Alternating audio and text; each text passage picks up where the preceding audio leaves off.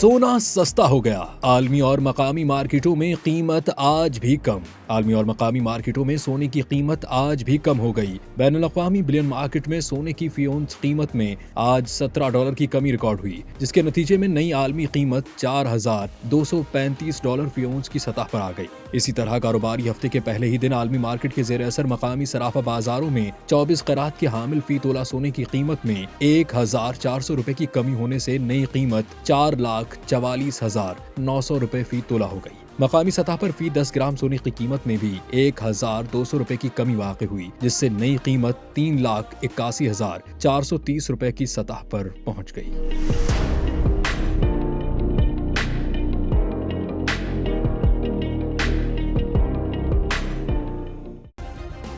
Subscribe करें और bell दबाएं ताकि कोई खबर रह न जाए।